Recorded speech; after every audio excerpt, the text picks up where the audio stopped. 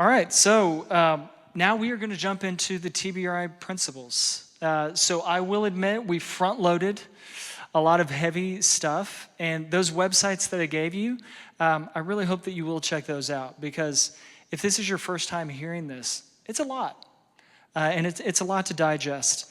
But don't give up on it, and keep interacting with the material and putting it into practice. Okay, so I told them I'm going to have to use both sides of my brain because I'm changing slides here, I'm changing my computer here, so if I'm a little bit slow, just be patient with me. Oh, Bo, I have a question for you. I'm going to practice what I preach. I'm going to talk about receiving care. Do you need a hug? No, I couldn't find the water fountain. Could you give me some water? Yes, boss. I did not plan that. I really need water, and so I'm asking for Bo's help. Okay, so the principles of TBRI. We are going to talk about, this is what we saw in our last presentation towards the end. She is very interactive. I love that. Okay, connecting principles. And we're going to see two strategies there: mindful awareness, engagement strategies. Then we're going to go to empowering, which is there on the bottom. Physiological strategies, that's another big word, but that really means the wisdom of the body. What is the body telling us that we need?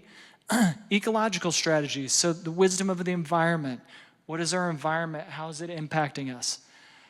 Bo, that was so fast. It's almost like you knew where the water fountain was.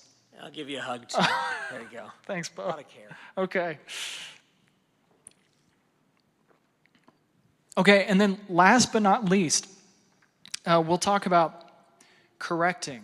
And the strategies that we'll see under that are proactive strategies. So what are we teaching our kids in calm moments to prepare them for stressful moments or moments of conflict?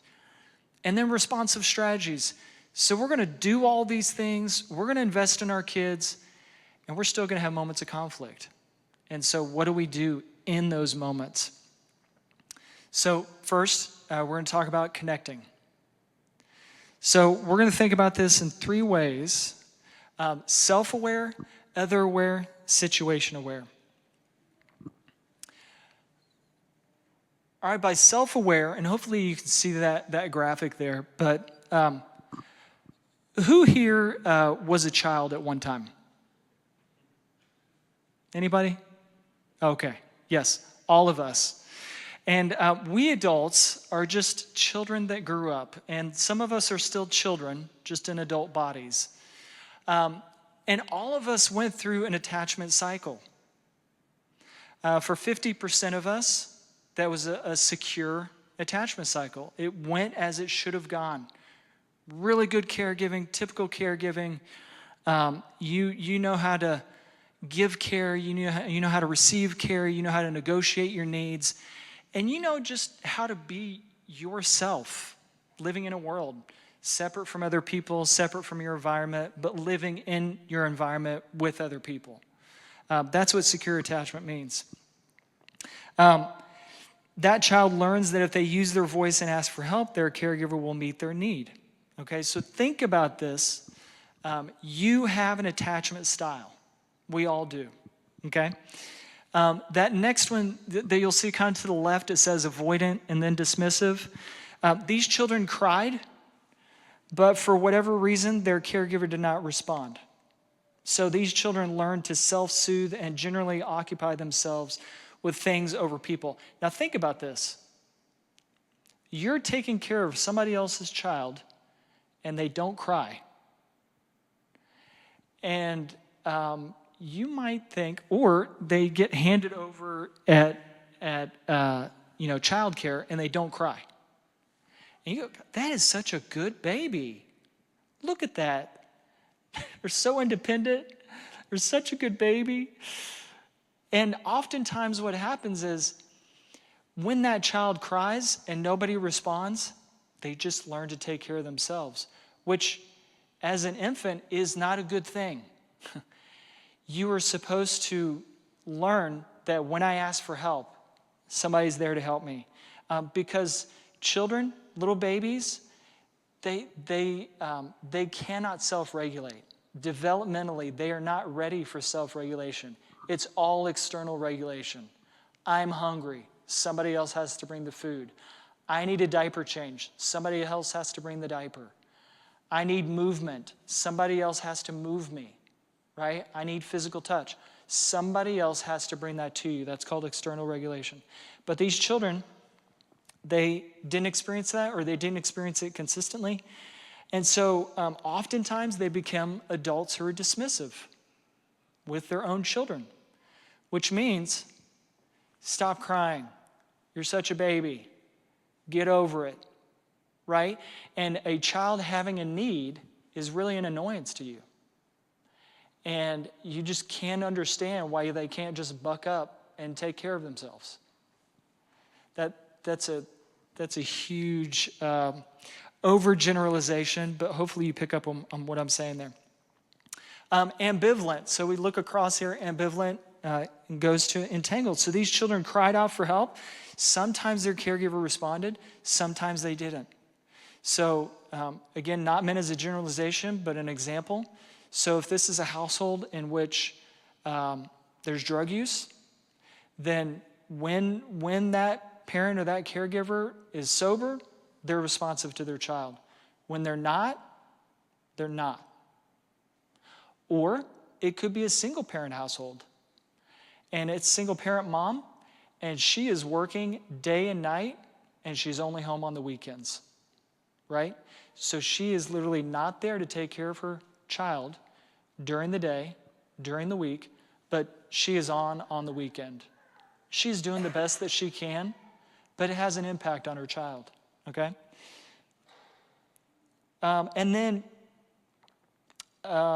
So how do these children respond? So these are children that once they have the caregiver's attention, they cry, they're begging for attention all the time, just in case that caregiver is available. And when that caregiver starts to, they start to lose that caregiver's attention, trying to grab that attention back, right? Because they're scared that once I lose that attention, I'm not sure when it's going to come back. Oftentimes these children grow up into adults that are really needy people. We talk about codependency, right? And they expect a ton out of relationships, and they can be really exhausting to people. They can also do that with their own children, expect a lot out of their children to meet their adult needs. And children were never meant to do that. They were never meant to meet their parents' needs.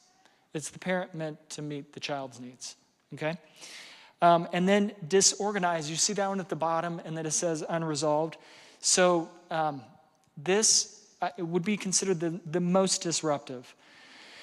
So children who come from just places of trauma, abuse, neglect, a combination of these, often don't show one strategy for getting their needs, because children with disorganized attachments, they have caregivers that on the one hand, they're crying out to them for help, but sometimes that caregiver is responsive, sometimes they're abusive, sometimes they just never know which caregiver they're going to get. And so they have this internal conflict because that's the person that they want to seek comfort from, but they're also terrified of them. And so these children will often grow up with psychiatric conditions, personality disorders, and so on. But there is hope, and there's help, both for the children going through this and for the adults who have gone through this but have never resolved it themselves. So consider, as you're interacting with children, what is your attachment style? And I'll actually give you a QR code here in just a moment where you can scan it, and it's a little quiz that you can see what your attachment style is. Don't self-psychologize. Don't do that. But just learn about yourself. So what does it mean to be secure? It means to give care, receive care, negotiate needs, and autonomous. It means you're able to live in the world in a healthy way with your environment and with other people. Now, wouldn't it be great if we had all of these kinds of people in our workplaces. Give care, receive care, negotiate needs, right? Instead of combative and you're a threat to me, and workplaces, schools, homes, okay? This is the goal. We want to become secure. Now, what's nice is if you did not have a secure attachment growing up, I did not, you can become what's called earned secure. And this comes with being completely honest with your past, letting go and trusting God's good care for you. And it's not a quick fix, but it is possible. So I would encourage you. Sometimes it's scary to go back and look. But I would encourage you to talk through if you faced a difficult past, broken family background, with your pastor or counselor, and make sense of it, address it, and then move on. And then it will have a greater benefit on your relationship with your children and with others than you can even realize. And I'll just tell you, it's worth the work. So, what do you bring into your relationship with your children? How is your body feeling when you walk into an interaction with your child? Are you tired, hungry, stressed? Or are you calm, cool, and collected? You're ready to engage with your child. Are you stewing from a past offense with your child? Or from an interaction with your neighbor that didn't go well, and then you walk in, and then you're going to interact with your child, right? Is your body tense as you're walking into an interaction with your child? You bring baggage to your relationship with your child, even as they bring difficult behaviors and situations to you as well. So, talking about being connected. So now we're going to talk about, just being cued into your child. So when your child is engaging with you, how are you showing them that you're with them? I have this quote from Jim Elliot. He was a missionary, and he said, "Wherever you are, be all there." Now, he's referring to that in a mission context, right? Engaging in the culture, being invested, not looking back.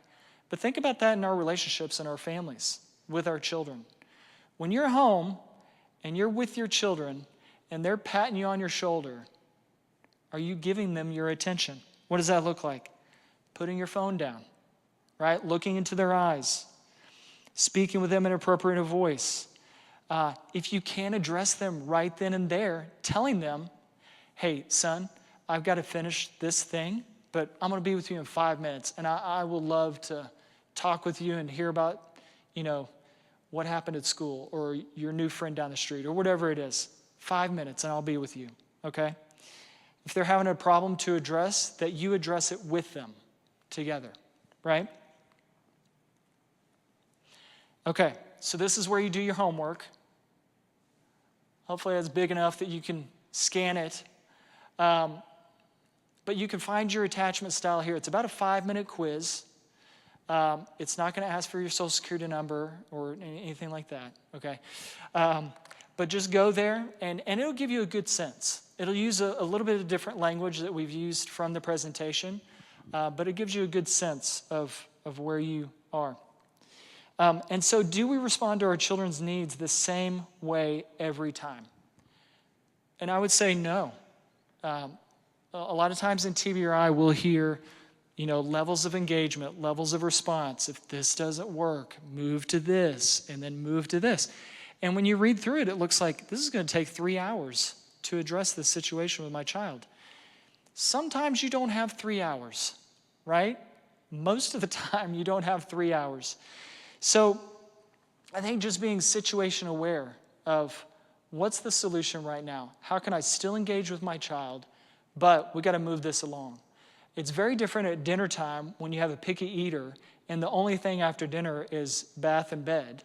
Okay, that's very different from there's a fire in the house and I'm not giving you choices right now. I am picking you up and we are running out of the house because that's how I'm going to be the best parent right now, right? So situation aware. And I say this because you don't want to beat yourself up that you don't get it exactly right every time. That's not the point of TBRI. The point is, We're connecting with our children. We're empowering them.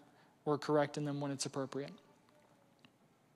Okay, so some of the just practical connecting principles that we're talking about, engagement strategies is what we're moving into. Bo, when he came up here with my water, he gave me a hug. And that was really nice. It was warm and fuzzy. Thanks, Bo. I'm carrying that through the evening. No, really though, when we're talking about interacting with our children, healthy touch is really, really important. These are simple things like chin prompt. You're trying to get your child's attention, and it's kind of hard to do to yourself, but just kind of drawing their attention to you, right? Just gently putting your hand under their chin, hand on the shoulder, holding hands. One of the things that I've really picked up, because I feel like it's not too intimate, but it still says, hey, I see you and I think you're cool, is a fist bump. So I do fist bump a lot with people because not everybody likes to shake hands. I don't know. Maybe COVID did that to me, actually. But the fist bump. And then some moments are just going to require symbolic touch. Do you know what symbolic touch is? Hey, I see you, okay? I'm kind of air touching you on the shoulder, but you're in a moment right now that if I touch you, you're going to wail on me. So I'm not actually going to touch you right now. But I want you to know that I love you and I'm here with you, okay? Symbolic touch. Or it may be kind of the air fist bump, right? Healthy touch. Eye contact. So this is kind of related to eye contact, but when you're engaging with your child, you need to consider what your face looks like. Because if you're going to draw your child's attention to your face, you need to consider, especially what your resting face looks like. I have worked on this a lot, but I have a resting angry face, and I'm not angry. My face just looks mad. And I have tried and tried to work on it. My son still says to me, Dad, are you mad at me? And I'm like, no, I'm really happy right now. Let me put a smile on my face. So when you are drawing your child's attention to you and you're saying, hey, look in my eyes, it actually impacts their brain chemistry. So if your child's having a hard moment and you say, hey, just look at me, it's grounding and it helps them to see, hey, you're not mad at me. If you got a smile on your face and you're saying, hey, I'm with you, it communicates, I love you. And then you can even joke with your child, right? Like, oh, are your eyes orange? Are they polka dotted? Are they, right? So it gives you an opportunity to kind of be playful with your child while you're trying to engage them. And we're talking about especially in the hard moments, but just do this in the day-to-day as well, right? Voice control. I probably don't have to explain this one. But especially as a moment is intensifying, you can get firm with your voice, and you should, right? You may have a sing-songy voice as you're trying to get your child's attention or you're trying to, kind of walk them through a situation. But if they're not responding to you, you still got to control your voice. So not raising our voice, not yelling. I think we all know that, but firm, clear, and locked in with our child, right? So the tone of our voice, the volume of our voice, and the cadence. Behavior matching. So this is one of my favorite ways to connect with my child. This one and the next one, actually. So it may be sitting the same way that your child is sitting. It may be if your child grabs a snack out of the pantry, you grab the same snack. Or they grab red Skittles, you grab red Skittles, right? And it's just kind of a fun way to say, hey, I think you're cool, and I'm imitating you because I like what you're doing. One of the things that my daughter and I did recently, so she's the 13-year-old going on 14. She's really gotten into the clay beads, and she's making lots of bracelets. And so I connect a lot better with my son than I do with my daughter, just more naturally. But I said, hey, you want to make bracelets together? And she's like, you want to make bracelets with me? I'm like, yeah, let's do it. So we sat down. I said, show me how we do this, and how do I pick out the ones that I want? So I'm a Florida State Seminoles fan. So pardon if, that's offensive here. So I pulled out my garnet and gold clay beads. I put them on. I made my bracelet. And then I promptly put my bracelet into the closet until next football season because there's nothing to see there. So anyway, but we had a fun time. And that wasn't even planned. I just said, wow, we got 30 minutes. Let's hang out and make some bracelets together. And that really meant a lot to her. And by the way, it meant a lot to me too. And then just playful interaction. So playing games, not being afraid to be silly, using imaginative play. Play disarms fear. So you're thinking about your child, especially if they're prone to fear, prone to, is mom or dad mad at me, right? Play just disarms that. It really communicates to your child, I'm safe. We're good. And this one's so critical for all of us. A lot of us have forgotten how to play, right? And especially to play with our children. Maybe you have your own hobbies. Do they include your children? I don't know. Maybe they do. But how are they playing that you can join them in? You're not directing the play. They are. One of the things that I do with my children, especially in really busy seasons, busy at work, I'm coming home, I'm exhausted, I will set a timer, 15, 20 minutes. You know what? I can do 15, 20 minutes. And we'll go outside, we'll jump on the trampoline, we're bumping into each other. They're telling me about, the newest drama at school, whatever it is. And then we're letting it go, we go in, and we're having a great night together, right? I gave them 15 minutes of attention. That's not a lot, but it was meaningful to them. And again, it was meaningful to me too. Okay, so now let's talk about empowering. We're going to talk about physiological strategies to begin with. So we already started talking about this when we talked about sensory experiences, but we experience the world through our bodies in places. Every single one of us do. But not everyone experiences the world in the same way. So first we're going to talk about physical needs. All right, so, and the things that I'm going to talk about, you're going to think, this is health class from 6th grade or whatever it was. 6th grade was a long time ago. I don't know if that's when we talked about hydration and eating healthy and all of those things. But this is the low-hanging fruit, right, for helping our kids be successful. Staying hydrated and maintaining optimal blood glucose sugar levels may not seem like it's related to a children's behavior, but in fact, they do have a lot to do with how a children learns, thinks, and behaves. That's because when children are dehydrated or hungry, which means they don't have enough glucose in their blood, their brain function is compromised. By the way, we're talking about this with children. It's the same way with you, right? So here's an interesting thing about dehydration. We're talking about hydrating. Dehydration. We don't even begin to feel thirsty until we're almost 3% dehydrated. Like we're already on the road to dehydration by the time we're sensing thirst. It's too late, right? We're already starting to feel the effects of that on our concentration, memory, anxiety level, mood.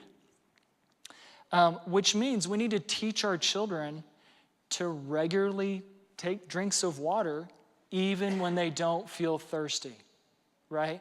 Just get in the habit of drinking water throughout the day. Water bottles, right? Get the cheap water bottles, put their names on it. If you have young children, just be prepared to replace them because I don't know about your maybe my children are the only ones who forget important things, places that we can't go back to. But water bottles, and just be prepared to replace them. And then, teach your children to monitor their urine. I know that you did not think that word was going to come up tonight, right? But we're talking about a child understanding their own body and the needs of their body, right? And really, really dark urine color means that there's dehydration or some other issues happening. If it's clearer, right, and odorless, then that means they're hydrated, right? They're doing well. So teach your children that. That didn't come in a parenting manual that I had early on, but it's helpful for kids to kind of own that for themselves. Okay, so let's talk about blood glucose, which this is just eating, right? And eating in a healthy way. We talk at home about growing foods and fun foods.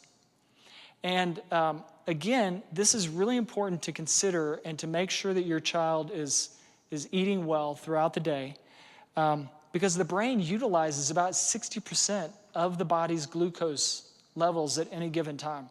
Your brain is a hog, and it needs a lot of energy.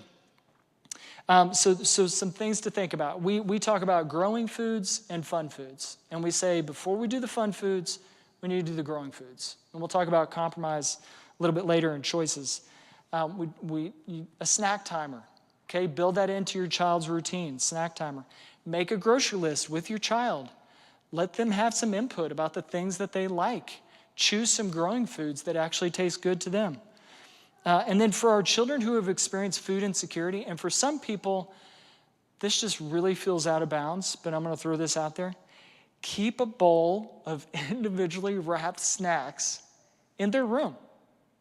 It took me a long time to get there because I thought, I am a terrible parent if I am putting snacks in my child's room. I mean, there's just going to be ants everywhere, and their teeth are going to fall out of their face. For children who have experienced food insecurity, they may get those snacks and they may eat them, but over time, they won't.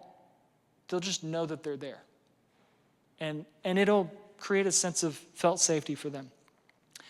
And at the very least, have a yes box downstairs in the kitchen or on the table. These are snacks that are approved at all times. You don't even have to ask. Just grab and go. And teach your kids. These are good snacks, and you can have them any time of the day. And if it's okay with you, midnight. They're hungry at midnight, they get up, they come get a snack. That's up to you. But you see, these are all the impacts on a child when their blood sugar starts dropping, and it's a lot. We see hangriness in there, right? Irritability. Anybody hangry? I've been there more than once.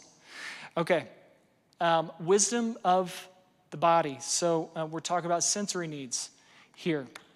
And we addressed this a little bit ago, but the purpose of our senses is to help us be alert, to protect our body and our brain, to select what's important, and to organize the brain automatically, to make sense of our world. So for our children who are hypersensitive and hyposensitive, this is off kilter for them, right? And so we need to help our children know how to meet those needs. So we help meet their needs for them first, and then we're teaching them to meet their own needs over time. So be a detective. This is one of the biggest things, one of the biggest pieces of advice that I would give you is to be a detective. So your child just seems like they're starting to lose it. We talk about flipping the lid, where they're not thinking and they're just responding. You need to be a detective. Figure out what went wrong. Maybe it doesn't happen right there in that moment because you need to address the need of your child, but come back. What went wrong here? And why did my child fight, flight, or freeze? Why did they shut down on me? And if your child is overwhelmed by sensory input, help them find a way to turn it off, right? If they're overwhelmed with sound, some churches have a really full band, and it's very, very loud. And I've seen churches that they have earplugs at the front, as you come in. Maybe you're bringing in your own headphones. Maybe for your child, it just means you're stepping out into the foyer until the music is over, and then you're coming back in. Hey, if that's what your kid needs, that's what your kid needs. And then we're going to organize the way we do church around what's going to be helpful to them. So a few examples, or actually just one example here. So one of my children, my son, can be very, very hyposensitive, which means he's sensory seeking. And we have a gym at church, and typically between Sunday school and service, they got about 30 minutes where they can just burn their energy. And it is awesome. He sits still in service because his needs have been met. One Sunday, we didn't go to Sunday school. We just showed up for the service. We were going to get there a few minutes early so he could run around, but we ran out of time. And we're literally pulling in as the service is starting. So we walk in, we grab our seats, and I can already tell this is not going to go well. He cannot sit still. He's touching everything. He's starting to throw things. And I did something I have never done before. I said, son, let's get up. You and we're going to go down to the gym for 5 minutes. I'm going to set a 5-minute timer, and we are going to run, and then we're going to get a drink, and then we're going to go back upstairs. That is what we did. We went downstairs. We threw a frisbee. We threw a ball for 5 minutes. And we went upstairs. I was able to pay attention to the service. He was able to pay attention to the service. And so were the 8 people that were sitting around us. It was wonderful. Just consider, how do I meet my child's needs in this moment? Okay, we're going to talk about wisdom of places, transitions, scaffolding, self-regulation, routines, and rituals. So transitions are really, really hard for our kids, especially those impacted by trauma. But when I say impacted by trauma, think, if you want to broaden it out, because I know we had this question earlier, think, does my child have wide tolerance for environments or very, very narrow tolerance for environments? Meaning, do they get hot really, really fast? Do they get cold really, really fast? If plans change, do they flip their lid? Are they constantly asking what's for the next meal? What's for dinner 3 nights from now, right? Like, they just constantly want to know what's next. And we're just talking about tolerance. You and I, as we grow, we have a wider range of tolerance. We're more flexible. But a lot of children who face challenges like this don't, okay? So transitions are hard because they don't know what to expect unless you help them know what to expect. Okay, so this can be, it might be transitional note cards, it might be pictures, it might be you're talking through a situation, they're going to school. It's the first day of school. Is the first day of school hard for anybody here? It's hard for us every single year. These are who your teachers are going to be. This is what your first class is going to be. This is your first teacher's name. I've already told them about you, right? Transitional note cards, frequent reminders, right? They're walking into a different situation. Be patient. Give them lots of reminders. And then co-regulate. Walk through that transition with them. And then just life transitions. We're talking about moving. We're talking about, somebody in the family dies. These huge transitions. Life memory books are really good. We do something called chat books. So my wife has an Instagram account that she just puts pictures on it just for the sake of chat books, pulling those pictures off periodically and creating a book out of it. And then it's shipped to our house. And we are not doing photo collages. We don't have time for that. But this resource has done that for us. And our kids love flipping through those and remembering, right? And helping process life. Okay. A couple of things here. So this is called an engine plate, so scaffolding, self-regulation. So this is just helping our child know about themselves, right? Are they really sluggish? Do they need more sensory stimulation? Are they in the sweet spot, or are they, getting towards the edge where they're going to flip their lid? Their neck is getting hot. They're getting tensed up. They need to be able to learn this about themselves, right? So that they can implement the strategies that you're teaching them about calming down, or if they need to amp themselves up in a situation. Routines and rituals. We'll talk about this for just a moment. So routines are activities done in the same way every time to get something done. You think about your morning routine before you go to school, take your children to school. Nighttime routine before bed. It's the same set of activities that have an end goal, and the end goal is always the same, which are different from rituals, right? It mirrors the consistency in terms of patterns, but it communicates something special is happening.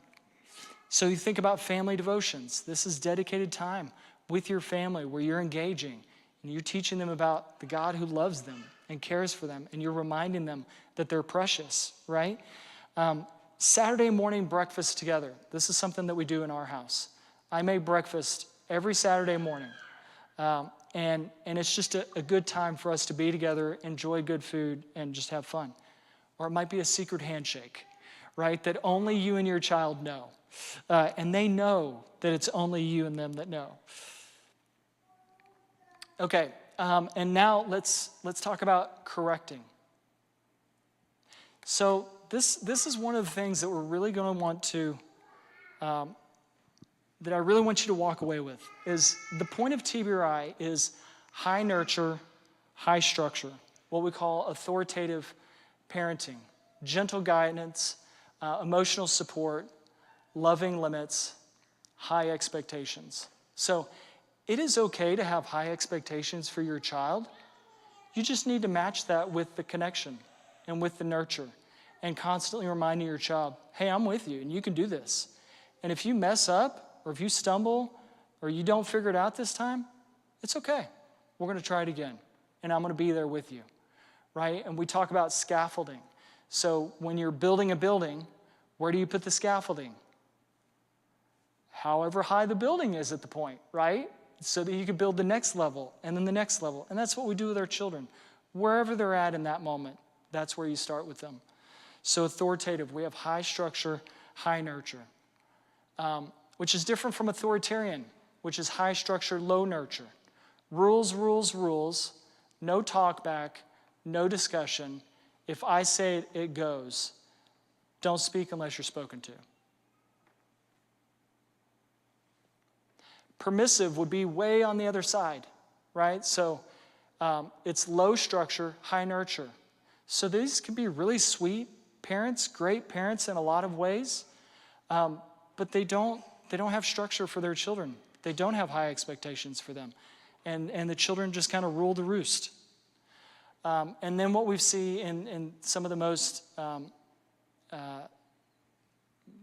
difficult situations is neglectful parenting, where there's low structure, low nurture, which essentially means no caregiving is happening, right? And that child's just there to fend for themselves. So which caregiver style are you naturally drawn to? If our children have structure when they need nurture, then they won't trust us. If they have nurture when they need structure, then they won't grow. So that's why we need both, because we want our children to trust us and we want them to grow. Okay, briefly, we'll talk about choices, compromise, and life terms. Okay, so choices. So you say, son, I need you to take out the trash. No. Son, I need you to take out the trash. No, I don't want to. Okay, I'm going to give you two choices. Either you can take out the trash right now, or you can clean up the dishes from the table right now. Which one do you want to do first?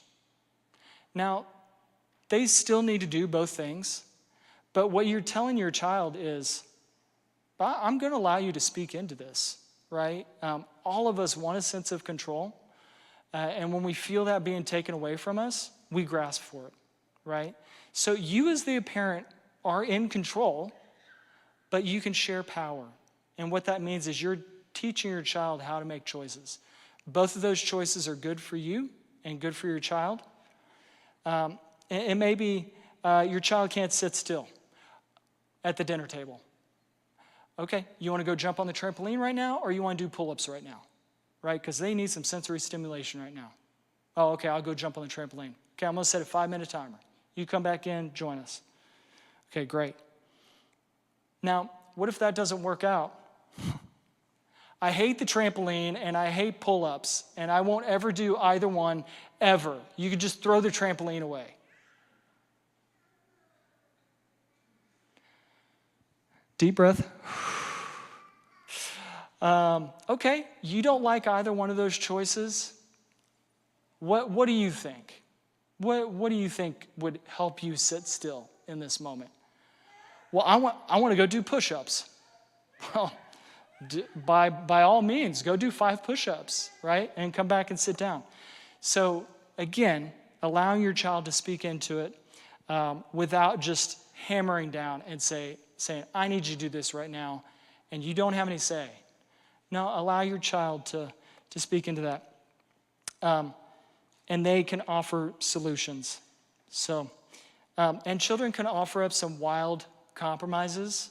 Just because they offer up a compromise does not mean that's what you go with. You say the point of compromise is this is my end goal and this is your end goal. So how do we get there together? Okay, that idea doesn't work. You're not going to go fly on a plane because you can't sit still. Okay, let's try something else that's in this house until we can get there.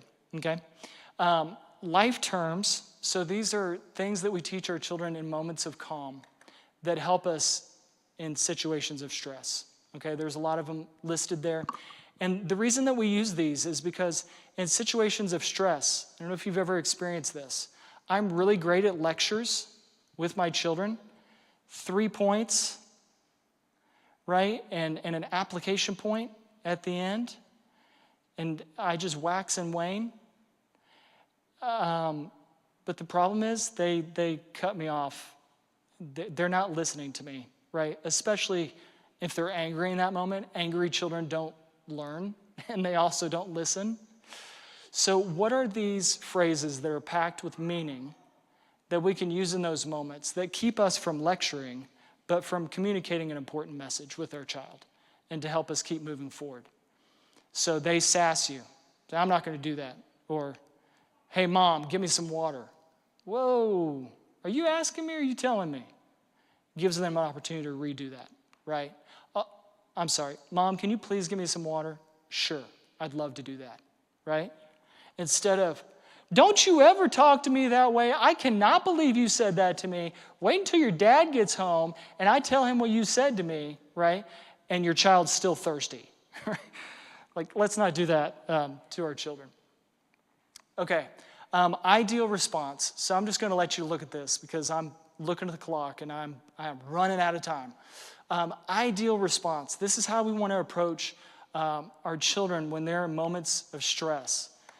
We want immediate. So they push brother down. You're immediately there with them, helping them in that situation. Direct.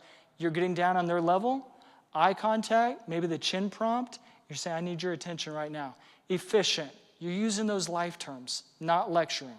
Hey, gentle and kind. Gentle and kind. Action-based. I want you to try that again. We don't push brother. Okay? Give them an opportunity to try again. And it's leveled at the behavior, not the child. Right? The wrong response is, you are so mean. Stop pushing your brother. You always do that. Right? Leveled at the behavior. And when you address it and they redo it and they do it the right way, you celebrate that and you move on. You let it go. Okay? That's good for them. That's good for you. Levels of response. I am going to very quickly go through these because then we're at the end. Okay, so levels of response. Most responses to situations that are difficult with your children, some say 80%, which is a crazy high percentage, can be dealt with in playful engagement. Brother pushes brother down, or child tells you, no, I'm not going to do that. If you respond in a playful way, like, whoa, Mr. Big Britches here, did you really just say that to me? Do you want to try that again? With respect. A lot of times, once you've trained your child in this way, they'll try it again, right? And then you celebrate that and you move on. Now, if it, like we were saying before, no, I was telling you, and I want you to give me water right now. And I'm going to give you two choices, okay? Either you can ask me kindly, or you can go get the water yourself. Which one do you want to do? Well, I'm not going to ask you kindly, and I'm not going to get the water myself. I told you to give me the water. What child is actually going to talk to you that way? I don't know, but if it happened that way, you know what? Right now, you're obviously heated up right now. I'm not sure what happened, but you don't talk to me that way, okay? And so we're going to cool down. I'm over here doing dishes. Why don't you sit on the couch next to me? And then when you're ready to admit the way that you talk to me, and we could try it again, let's do it again. But we're not going to go with what just happened. Okay, give your child a moment to calm down. And a lot of times, your child will come to you and say, can you please give me some water? Right? And you're going to accept that. And you're going to be like, that's great. I'm so happy to get you some water. Sure. And then at the very most dangerous situations, honestly, it goes to protective engagement, which the goal there is physical safety. And that requires specialized training that we're not going to talk about tonight. But you have tried all these interventions up until protective engagement. That now is the main goal, is to protect this child and the other people in this situation. Okay? But if we're constantly engaging with playful engagement, structured engagement, which is choices, compromise, calming engagement, we're helping to regulate that child, we're probably never going to get to protective engagement. And if you do, it's very, very rare. Whew. Okay, so this is what we've covered. The 3 pillars of trauma-based care, that felt safety, connection, and regulation, we have talked about through the model of care called TBRI. And then just 2 resources here. So you can scan those if you want. Hope for the Journey is a resource that Show Hope has put together that walks through TBRI with KPICD trainers, TCU trainers. And then we flesh out the Gospel plus TBRI. That's Hope for the Journey. That's about 6 to 7 hours of content, right? So it's fleshed out more than we did here. And then Empowered to Connect. So I don't know if you could see this if you're watching from online, but connection cards. If you need help with connecting with your child, really, really practical ways to do that here. A connection practices handbook. And then one that I really love is the Theology of Connection guide, which really just hones in on how does God connect with us, which informs how we connect with our children. And you can find that on that QR code. It goes to their website and their resources. Okay, and I think we're ready for questions.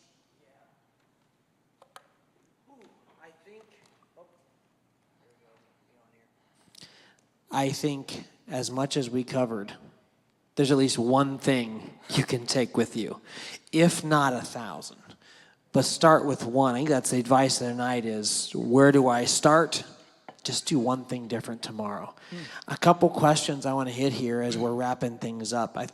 One question a person had, I think is a pretty good one. She's like, my kids have not experienced trauma, but they display a lot of the similar responses as a kid who has experienced trauma. So is it safe to say that a parent can use these tools that you've given for kids who are not trauma-based, but this will help them?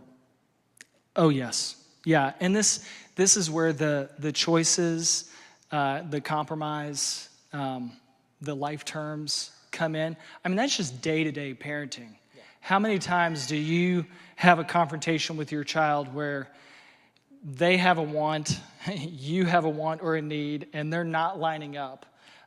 This is just called problem solving. So how do we do that in a really effective way that keeps connection at the heart of it? That's good. You made one statement in a little area, and I thought about it a little bit, maybe just to clarify just a bit, and someone asked this question too. When you talked about like not letting your kids cry. When a baby cries, you got to answer. Do you mean answer all the time?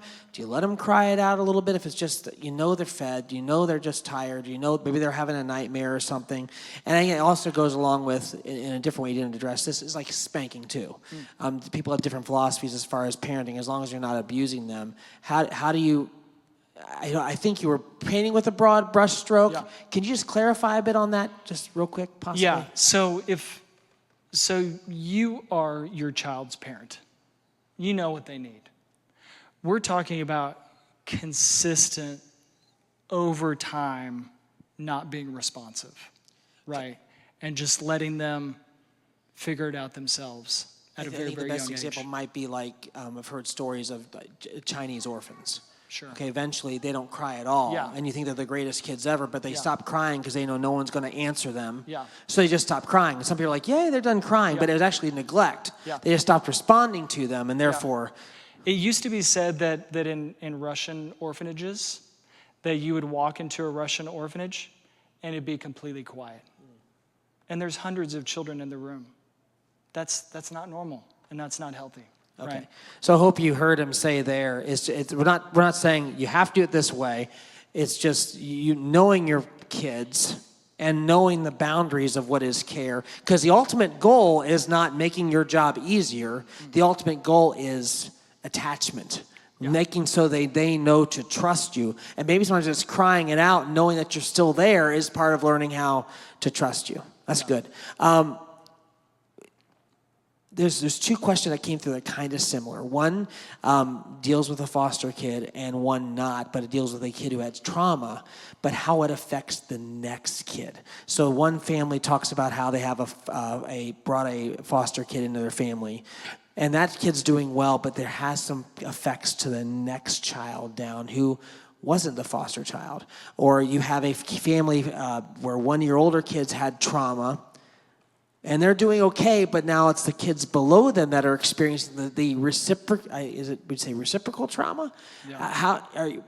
I guess secondary trauma. Secondary trauma, right? So that is a thing then. When kids see their peers go through something, or that maybe a kid gets so much attention because they're the new kid, they're the foster kid, and there's trauma, then how do you start the repairing process of that? Yeah. Well, I think it's admitting that you need to repair. Okay. And I think all of us, especially in parenting, we do the best with what we have. And then when you learn a better way to do it, then you admit it and you say, if I had had this, I would have done it this way. But I tried the best that I could. But I'm here now. That's good. And I'm ready now. What will it take to repair? I hear you say, let's do it together. Stop, just don't go out beating yourself up.